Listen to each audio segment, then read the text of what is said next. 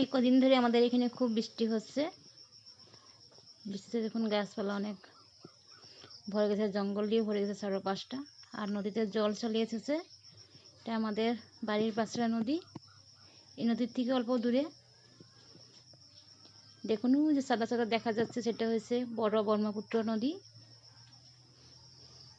নমস্কার বন্ধুরা, রূপার রান্নাঘরে একটি নতুন রান্না ভিডিও সকল বন্ধুদেরকে অনেক অনেক ভালোবাসা দিয়ে স্বাগত জানাই।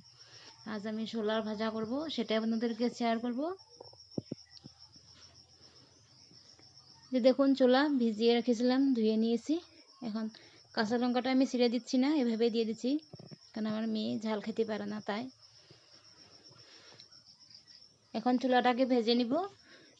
ভেজে সার সাথেও খাওয়া যায়, এমনি খাওয়া যায়, ভালোই লাগে খেতে। সামান্য পরিমাণে তেল দিয়ে কালো জিরা ফোড়ন দিয়েছি। কালো জিরা ফোড়ন দিয়ে এখন ছোলাটাকে আমি ভেজে নিচ্ছি।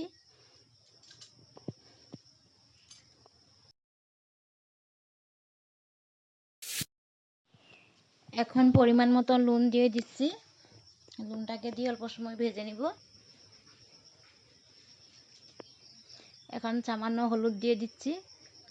আর এখানে কোনো কিছু উপকরণ দিব না, শুধু নুন হলুদ দিয়ে কালো জিরা দিয়ে খুব ভালো করে লাল করে ভেজে নিব। এভাবে ছোলা ভাজি খেতে কার কার ভালো লাগে বন্ধুরা কমেন্ট করে বলবে।